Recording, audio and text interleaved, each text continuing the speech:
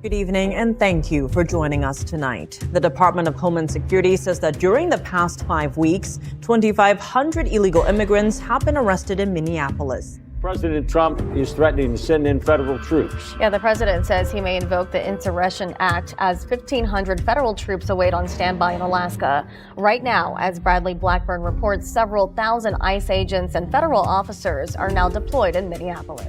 4:52 a.m. Minneapolis, Minnesota. What started as a silent federal convoy exploded into a statewide shockwave. A trusted 46-year-old Somali American governor was suddenly exposed as the center of a massive criminal empire, one that had operated quietly behind closed doors for years. More than 6.7 tons of heroin, fentanyl, and synthetic narcotics were traced through protected government corridors.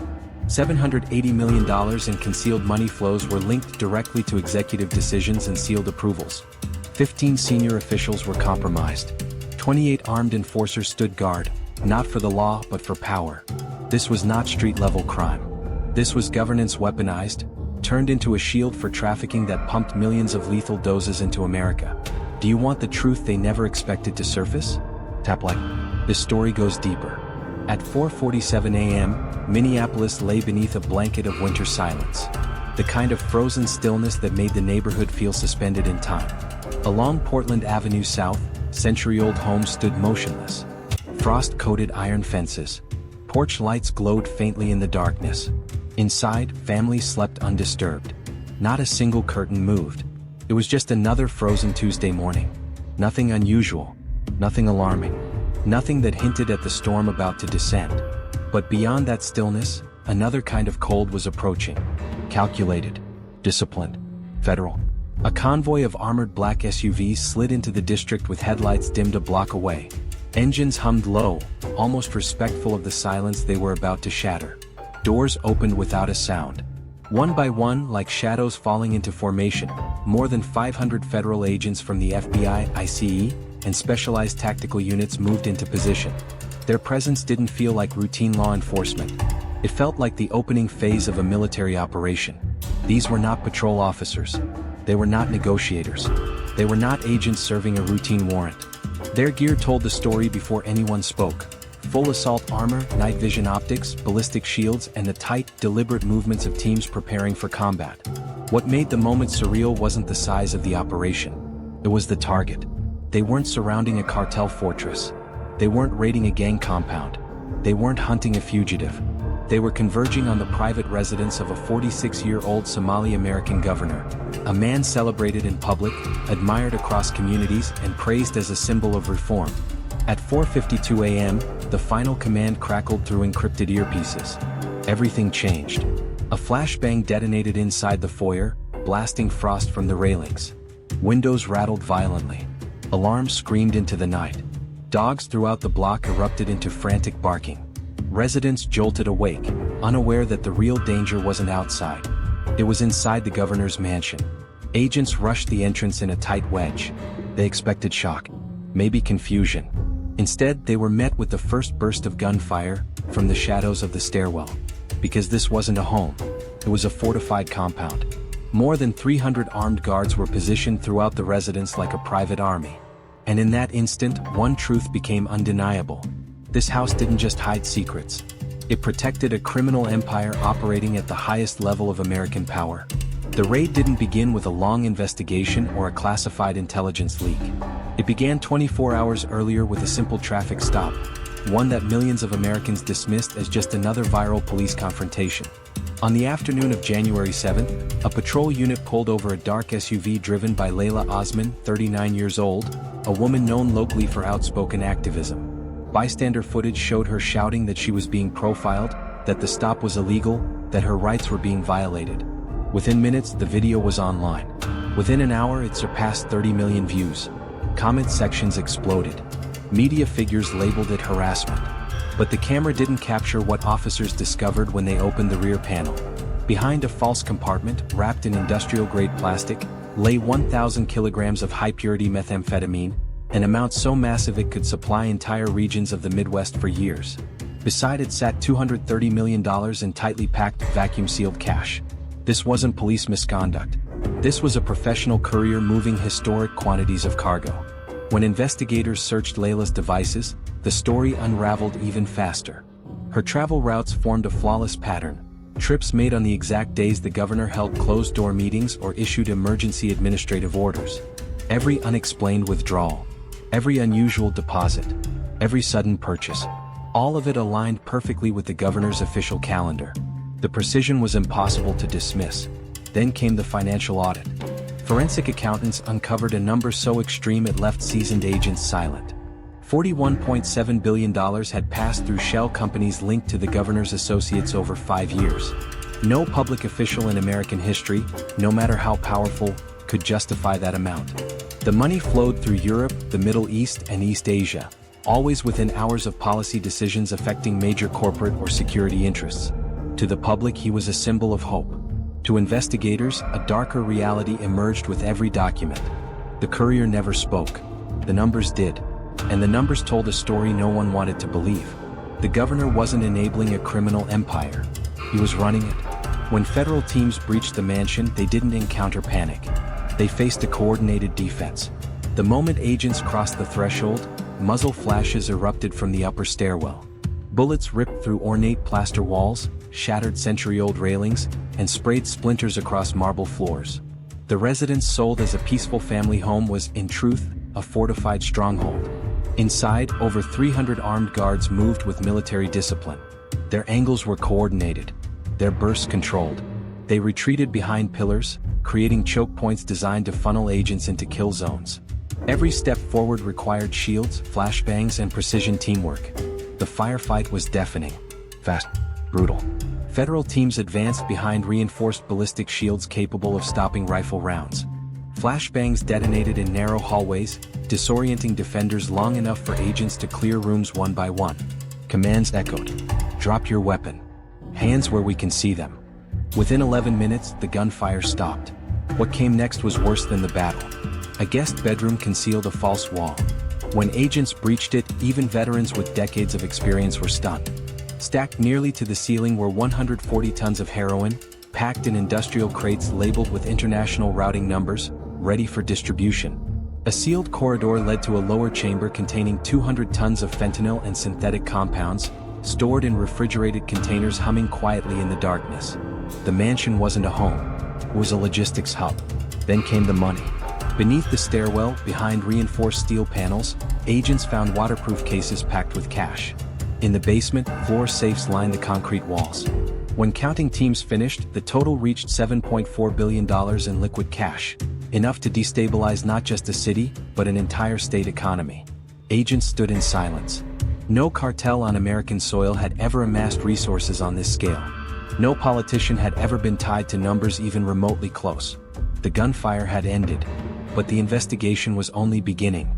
Because beneath the mansion, according to thermal imaging, was something else. Something massive. Something alive with heat. A secret so dangerous it would force federal commanders to launch a second operation before dawn. While teams cataloged billions in cash and mountains of narcotics below, another unit moved quietly through the governor's private study.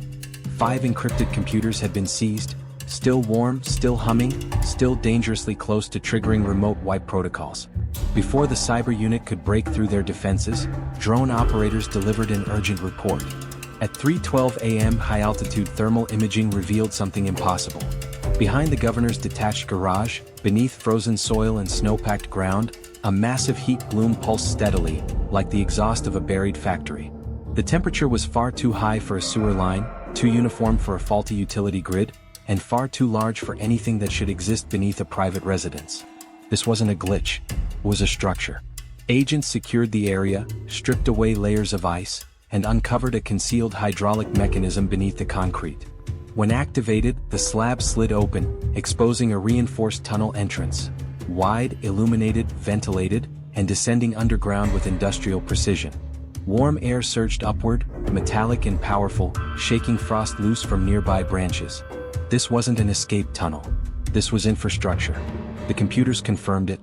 Once the cyber team froze the system state, a chilling map appeared. The governor's home wasn't merely a storage site.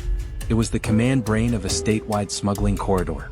For nearly a decade, dozens of shipments had bypassed federal safeguards in under 5 minutes each.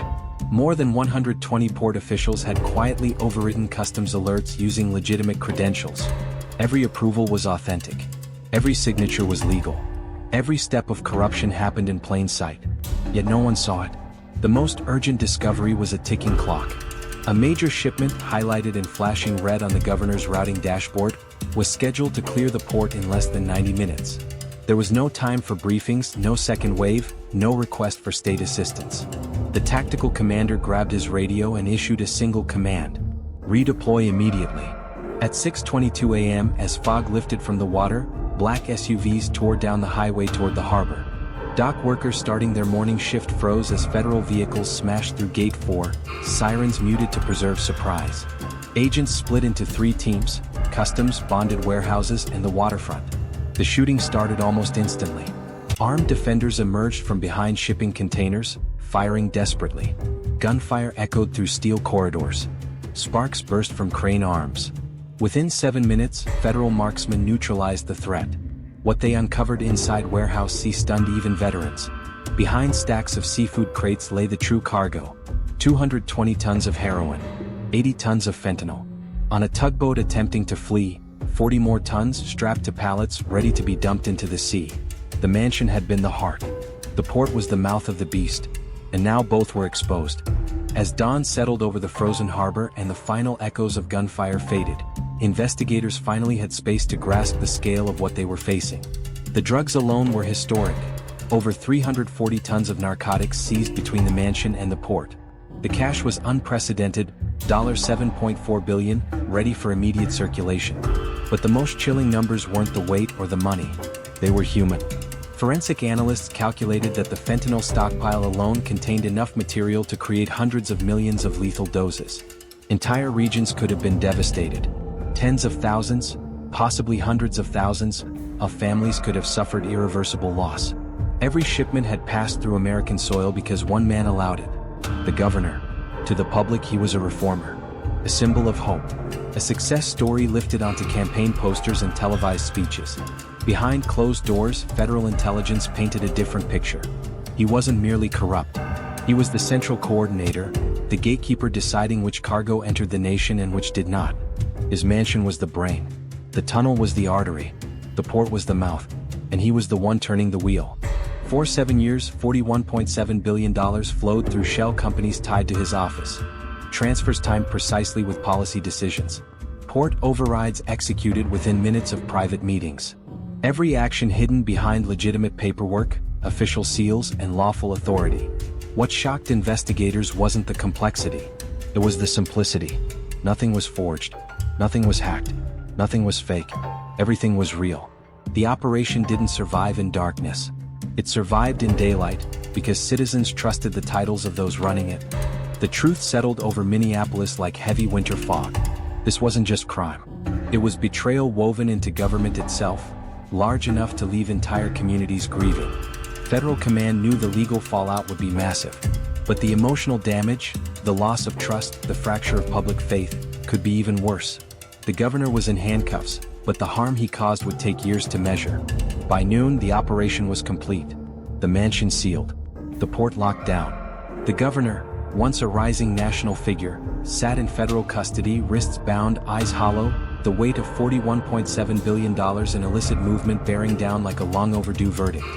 Yet the most devastating truth had already emerged.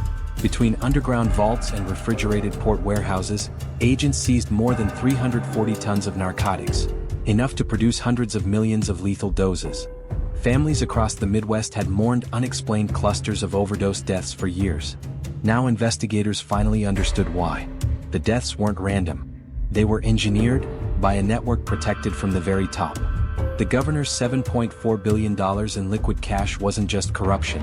It was fuel, money meant to expand, recruit, silence, and strengthen a machine built on human suffering. As news of his arrest spread, questions moved faster than headlines. How could this happen inside a democracy? How did a man sworn to protect the vulnerable build an empire that preyed on them? How many others looked away? For older residents, the lesson felt painfully familiar. The most dangerous criminals don't always hide in alleys. Sometimes they write the laws. The courts will decide his fate. The trials will be long. The political fallout immense. But one truth remains unshakable. Trust, once broken at this level, may take a generation to heal. If you believe accountability should never depend on rank or title, stay informed. Stay watchful. Stay aware. This case leaves a hard lesson behind. Real danger doesn't always come from the shadows. It can hide behind authority, titles, and trust. Systems fail when accountability sleeps. Justice isn't about who you are, but what you do. Transparency, oversight, and vigilance are the only defenses against abuse of power.